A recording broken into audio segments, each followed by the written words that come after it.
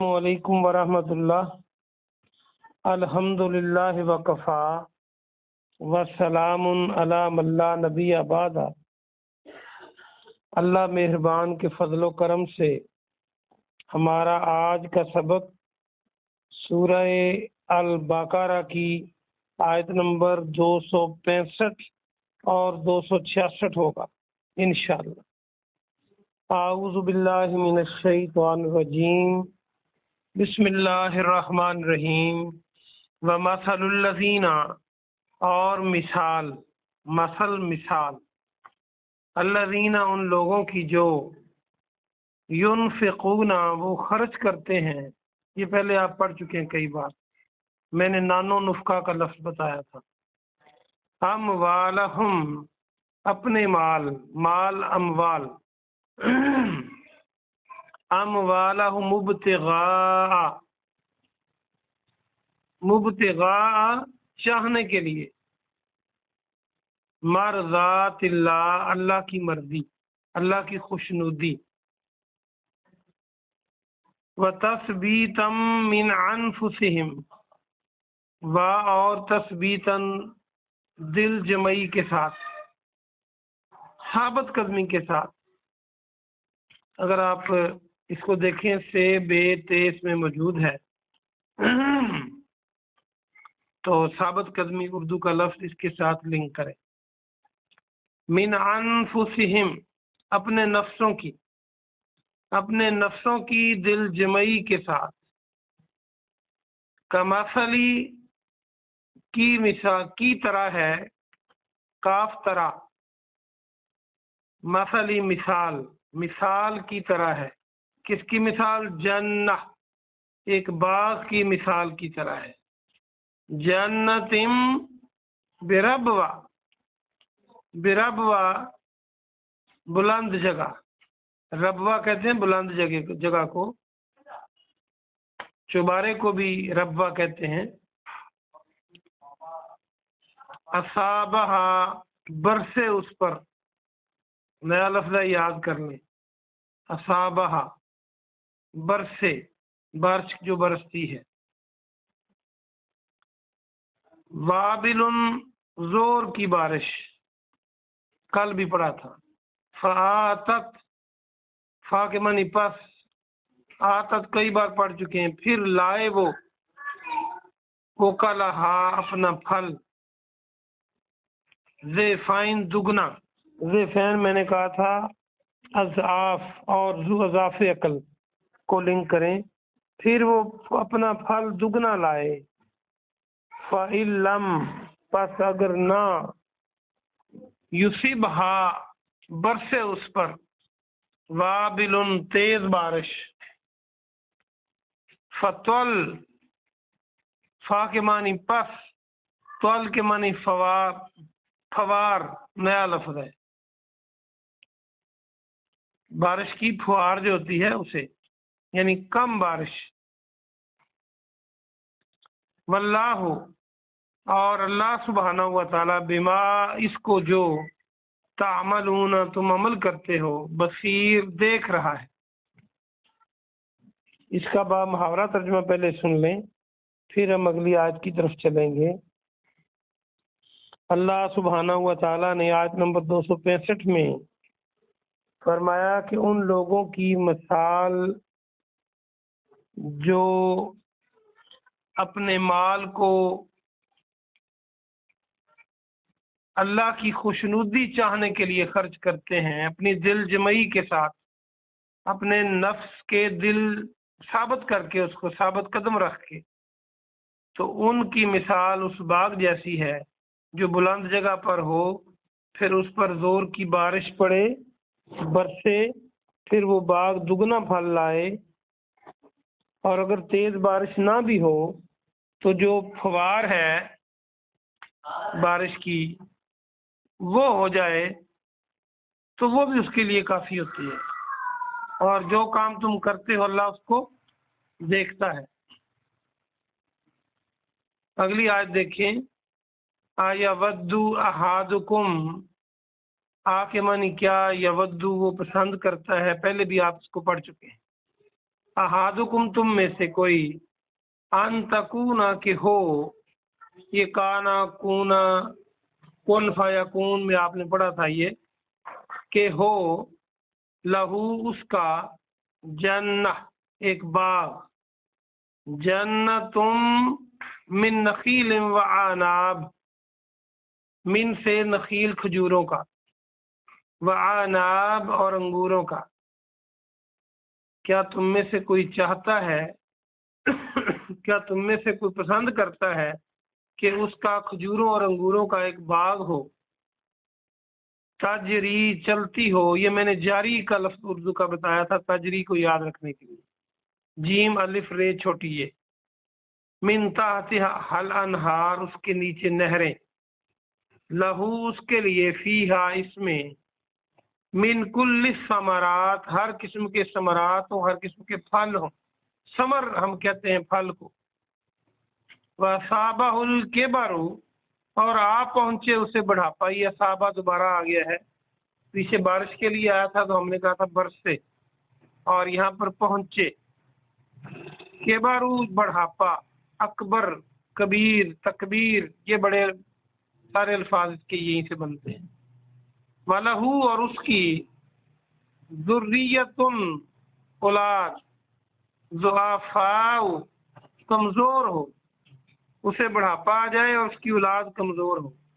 वसाबहा फिर आप पहुंचे उसको, उससे मुराद बाग को, एसारुन बगुला, फीही इसमें, नारुन आग हो। बगुला कहते हैं जब वो हवा का चलता है ना, तेज हवा चले और या बिल्कुल हबस हो, और उसके अंदर जब हवा गोल चक्कर लेकर चलती है, पंजाबी में तो वावरोड़ा कहते हैं और उर्दू में बगुला कहते हैं, वो चक्कर में सर्कल में चलती है हवा, और वो खासी चीज़ों को ऊपर भी उठा लेती है, वो ऐसा वहाँ पे बन जाता है खलासा, और वो आगे भागता जाता है। और उस बगुले में क्या हो, आग हो, फह तरकत, बस वो जल जाए। क्या जल जाए, बाग। ये ता मुअन्नस की लामत है, आखिरी ता, और चूंकि जन्नतुन जो है ये बाग के एंड पे ताए तानीस आ रहा है, जन्नतुन, तो ये मुअन्नस की लामत है। कज़ालिका इसी तरह, युबय्यिनुल्लाहु अल्लाह बयान करता है, लकुमुल आयाति तुम्हारे लिए आयतें, लअल्लकुम ततफक्करून ताकि तुम गौर व फिक्र करो। फिक्र अगर देखें तो इसके अंदर नजर आ रहा है फा काफरा, तो इसका बा मुहावरा तर्जुमा सुने। क्या तुम में से कोई ये पसंद करता है कि उसका खजूरों का और अंगूरों का एक बाग हो, और उसके नीचे नहरें बहती हों, और उसमें हर किस्म के फल हों, और वो बढ़ापा आ पहुंचे उसे, और उसकी औलाद कमजोर हो, फिर एक बगुला आए, उस बाग को पहुंचे बगुला जिसमें आग हो और वो जल जाए। तो अल्लाह बयान करता है अपनी आयतों को तुम्हारे लिए ताकि तुम गौर फिक्र करो। ये इसका बा मुहावरा तर्जुमा था। आइए हम इसकी तफसीर देखते हैं दोनों आयतों की। पिछले सबक में था कि जो अल्लाह की मर्जी के अलावा यानी रियाकारी के लिए और दुख पहुंचाने के लिए, एहसान जितलाने के लिए माल को खर्च करते हैं, उनका हाल बताया। आज के सबक में अल्लाह सुब्हानहू व तआला ने हमें बतलाया कि जो अल्लाह की मर्जी हासिल करने के लिए, अल्लाह की खुशनुदी के लिए, और जमे हुए दिल के साथ, ये नहीं कि दिल अंदर से दिल जो है उसका मान ना रहा हो, अपने दिल को, अपने नफ्स को, अपने ज़मीर को मुतमिन करे। ये कब होगा, जब उसे यकीन आ जाए कि मेरा जो मेरे पास रिज्क है मेरे अल्लाह ने दिया है, इसमें ये उसी की मेहरबानी है और उसी का रिज्क है दिया हुआ, और उसका हुक्म है कि मैं इसको खर्च करूं। तो फिर ये दिल जमई आ जाएगी। तो अपने ज़मीर को मुतमिन करके अल्लाह की खुशनुदी के लिए खर्च करे। تو اس کی مثال اللہ نے سمجھائی کہ اس باغ کی طرح ہے جو بلندی پہ ہو اور وہاں پہ زوردار بارش آئے، اور زوردار بارش جو ہے اس باغ کو ہرا بھرا کر دیتی ہے، پودوں کی پیاس بجھ جاتی ہے، زائد پانی نکل جاتا ہے، اور پھر دگنا پھل لاتا ہے، اور پھر وہ باغ دگنا پھل لائے۔ اللہ فرماتا ہے اگر تیز بارش نہ بھی ہو تو ایسے باغ کے لیے فوار ہی کافی ہے۔ اور یہ مثال کیسی ہے؟ یہ مثال ہے اللہ کے راہ پہ خرچ کرنے کے لیے۔ آپ نے دیکھا ان آیتوں کا مفہوم صحابہ کرام رضوان اللہ علیہم اجمعین نے سمجھا جب آپ نے اعلان فرمایا تبوک کے موقع پر کہ چیزیں لے آؤ گھر سے جہاد کے لیے، تو عمر فاروق رضی اللہ عنہ گھر کا آدھا سامان لے آئے، ابو بکر رضی اللہ عنہ گھر کا سارا سامان لے آئے۔ تو آسمان کی آنکھ نے دیکھا اپنی بچوں کے لیے، اپنی بیوی کے لیے، جن کے لیے آج کا انسان کیا کچھ نہیں کرتا، ان کے لیے کچھ نہیں چھوڑا، گھر کی ہر چیز لے آئے۔ کئی محدثین تو بیان کرتے ہیں کہ انہوں نے خود اپنے جسم پر ٹاٹ کا لباس پہن لیا۔ تو انہیں پتا تھا کہ اللہ کے نام پہ خرچ کریں گے تو ہمیں کیا ملے گا۔ اور وہ صحابی جس کے گھر مہمان آتا ہے اور کھانا اتنا کم ہے کہ اس کے بچے کھا سکتے ہیں یا وہ میاں بیوی کھا سکتے ہیں یا مہمان کھا سکتا ہے، تو بچوں کو بھی سلا دیا اور خود بھی نہیں کھایا اور مہمان کو کھلاتا رہا۔ تو انہیں پتا تھا کہ اللہ کی خوشنودی کے لیے ہم کر رہے ہیں۔ اللہ پاک ہمیں بھی وہ دل اور وہ جذبہ اور وہ ذہن عطا فرمائے، تو اللہ اس کو کئی گنا کر دیتا ہے، پھر دنیا میں بھی دیتا ہے، آخرت میں بھی دیتا ہے۔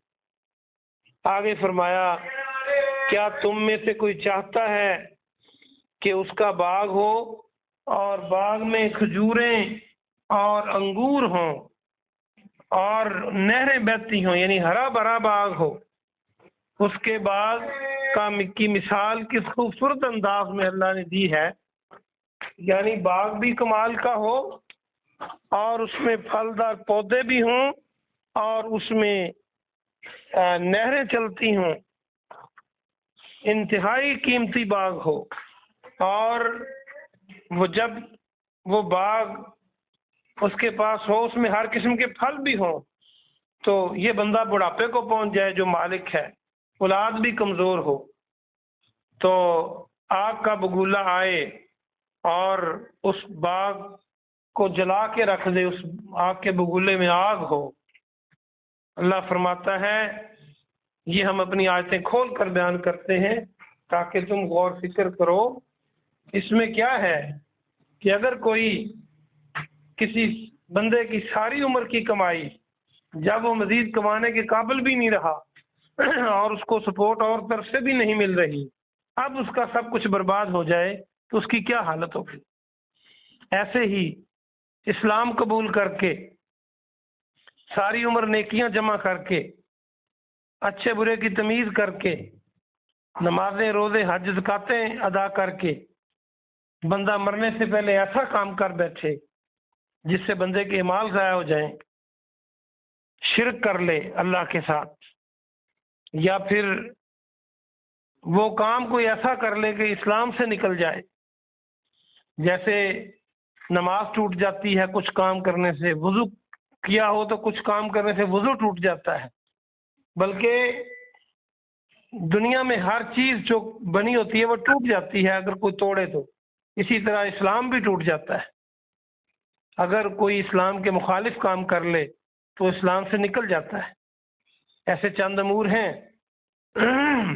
تو اگر کوئی ایسا کر لے تو اس کا کیا سارا برباد ہو گیا، جیسے آگ کا بگولا اس کے باغ کو جلا کے رکھ دے اور اب اس کے پلے کچھ نہیں، وہ نیا باغ بھی نہیں لگا سکتا، کمزور ہے، بوڑھا ہے، اولاد بھی اس کی ناتواں ہے۔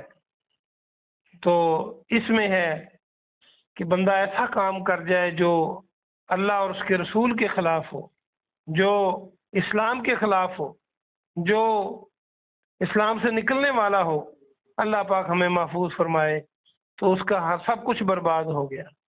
اللہ پاک سے دعا ہے کہ اللہ پاک آپ کو اور مجھے عمل کی توفیق عطا فرمائے، اور مرتے دم تک ہمیں نیک اعمال والی، اچھے عقیدے والی، صراط مستقیم والی زندگی عطا فرمائے، اور دنیا میں بھی عیش و بہار نصیب فرما اللہ، اور آخرت میں بھی عیش و بہار نصیب فرمانا، آمین ثم آمین۔